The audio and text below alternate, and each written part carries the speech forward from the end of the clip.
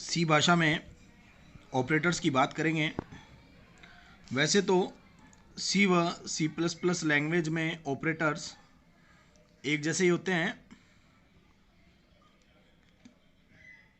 सी व C plus plus भाषा में जो ऑपरेटर हैं उन सभी को मैं इस वीडियो में आपको क्लियर कराऊंगा।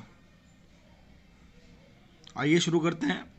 ऑपरेटर्स वे संकेत होते हैं जो कि कंपाइलर को ये बताते हैं कि उन्हें अंकगणितीय गणना करनी है, यानी कि अर्थमेटिकल गणना करनी है या फिर लॉजिकल गणना करनी है।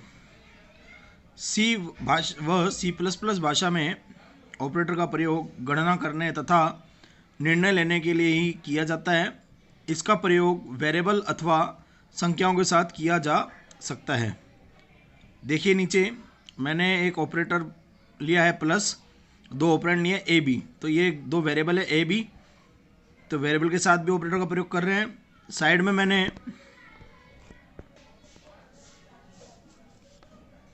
10 + 20 दो संख्याएं ली है और बीच में ऑपरेटर को लिया है, तो हम संख्याओं के साथ भी ऑपरेटर का प्रयोग कर सकते हैं। अन्य शब्दों में ऑपरेटर्स ये बताते हैं कि किसी एक्सप्रेशन के अंदर क्या कार्य करवाना है। जैसे कि a + b ये एक एक्सप्रेशन है, तो ये बता रहे हैं कि इस एक्सप्रेशन में a b को जोड़ा जाएगा।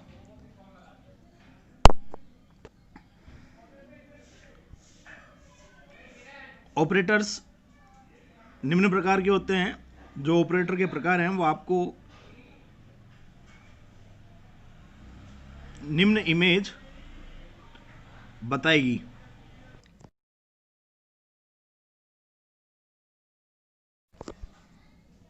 देखिए पहला है अर्थमेटिक ऑपरेटर या फिर गणितीय ऑपरेटर। अर्थमेटिकल गणना करने के लिए इन्हें काम में लाता है, जैसे जोड़ना, घटाना, गुणा करना, भाग करना और मॉड्यूल निकालना या मोड निकालना।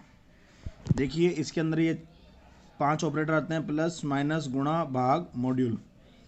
एग्जाम्पल देखिए इसका, मैंने एक प्रोग्राम के जरिए इसको पाँचों को समझाया है। हमने अपने प्रोग्राम में इंट a = 10, b = 5 ये दो वेरिएबल लिए हैं, इंट a और b, ठीक है, जिसमें मैंने a का मान 10 रखा, b का मान 5 रखा है। प्रिंट एफ a + b जोड़ देगा, a - b घटाएगा, a × b गुणा करेगा, a - b भाग करेगा, a mod b मॉड्यूल निकाल के आउटपुट देगा। तो देखिए ये प्रोग्राम है, इन पांचों के आउटपुट सामने के सामने मैंने दर्शाए हैं। दूसरा है हमारा रिलेशनल ऑपरेटर। दो वैल्यूज़ के बीच तुलना करने के लिए रिलेशनल ऑपरेटर को काम में लिया जाता है। अगर तुलना करने के बाद वैल्यू सत्य है तो आउटपुट के रूप में 1, अन्यथा 0 प्राप्त होता है। माना हमारे पास पी क्यू आर 3 वेरिएबल हैं, जिनका मान हमने p का मान 1 रखा है, q का मान 2 रखा है और r का मान 3 रखा है।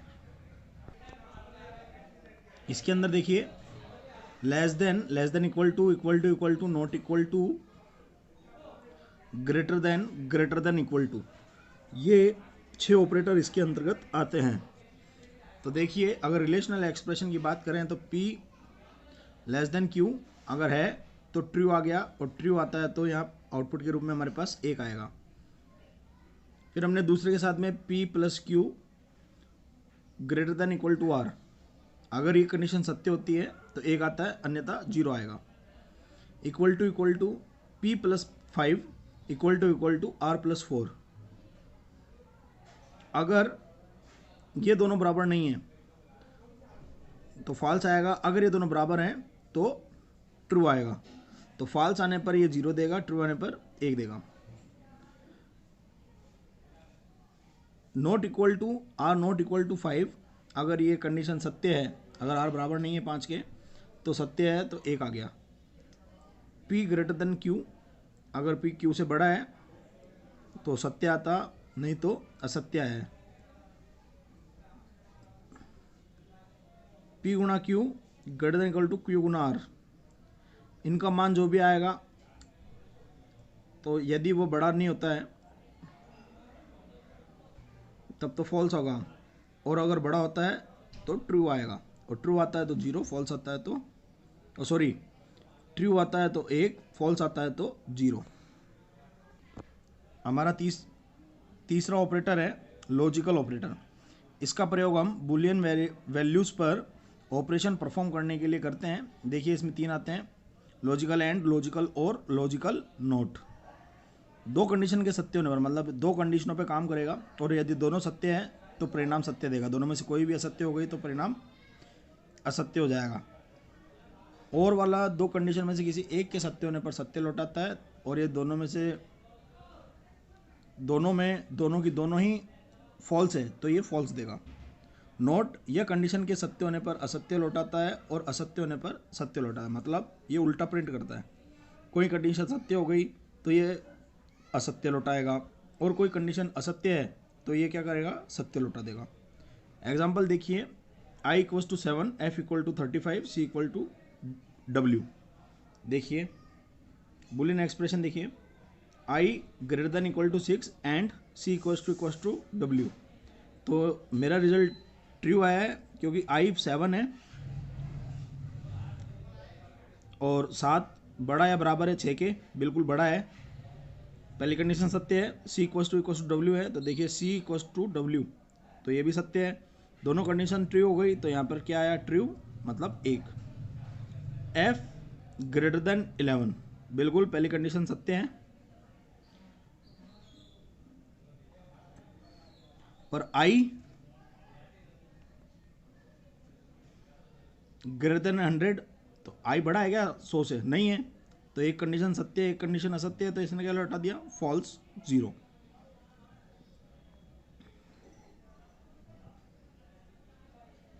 c ≠ a और 1 + f < 10, तो ये कंडीशन भी क्या आई है, ट्रू, और वैल्यू इसने लौटाई है 1। हमारा अगला ऑपरेटर है कंडीशनल ऑपरेटर। ये ऑपरेटर टर्नरी ऑपरेटर की श्रेणी में आता है। टर्नरी ऑपरेटर कौन से होते हैं, जो 3 ऑपरेंड पर काम करते हैं।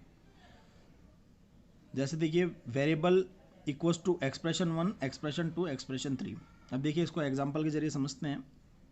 इंट a = 2 है, b = 5 है, तो देखिए मिनिमम निकालना है, तो a < b, तो बिल्कुल a छोटा है b से, तो कंडीशन है यदि कंडीशन सत्य होती है तो a प्रिंट होगा, और यदि कंडीशन असत्य होती है तो क्या प्रिंट होगा, b, और मिनिमम में जो भी छोटा होगा वो प्रिंट हो जाएगा।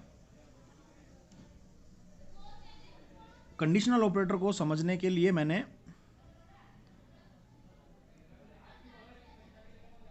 कंडीशनल ऑपरेटर की कार्यप्रणाली को और अच्छे ढंग से समझाने के लिए एक इमेज डाली है, उस पर भी आप थोड़ा ध्यान देंगे तो आपको समझ में आ जाएगा कि ये कैसे काम कर रहा है।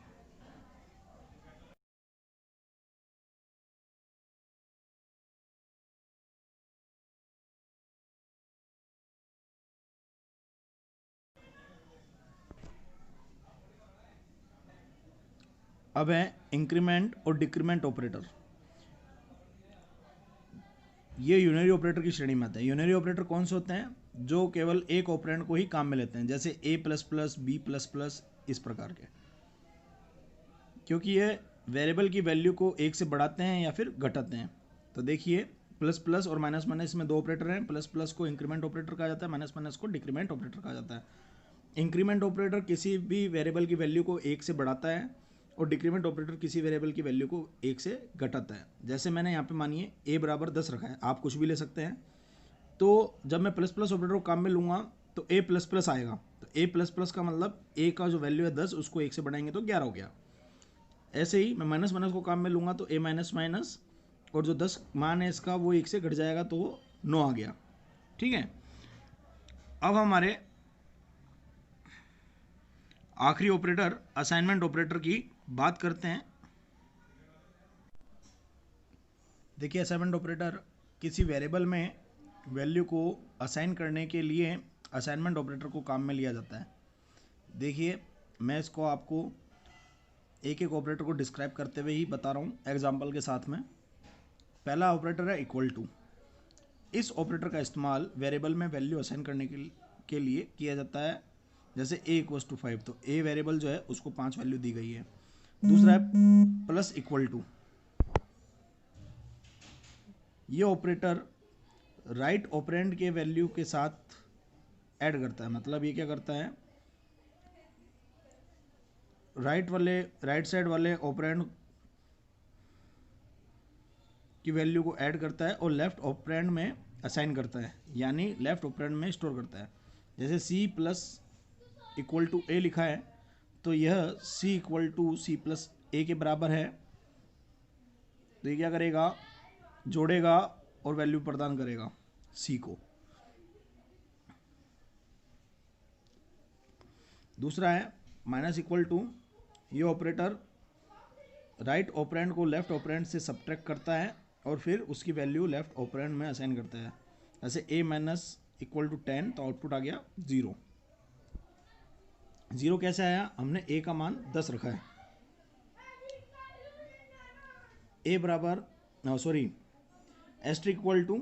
ये ऑपरेटर लेफ्ट ऑपरेंड को राइट ऑपरेंड से मल्टीप्लाई करता है और परिणाम लेफ्ट ऑपरेंड में असाइन करता है। जैसे a एस्ट्रिक इक्वल टू 10, तो आउटपुट आया 100। तो हमने आउटपुट 100 कैसे आया, हमने a का मान 10 रखा है, तो 10 गुणा 10 बराबर 100।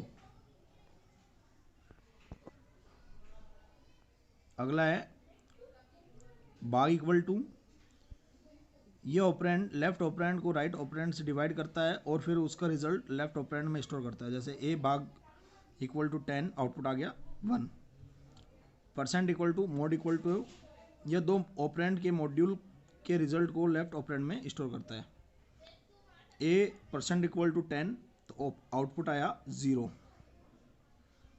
अगर फ्रेंड्स आपको मेरी ऑपरेटर वाली वीडियो पसंद आई हो तो इस वीडियो को लाइक करें। यदि आपकी कोई दिक्कत है तो हमारे कमेंट सेक्शन में आप कमेंट कर सकते हैं।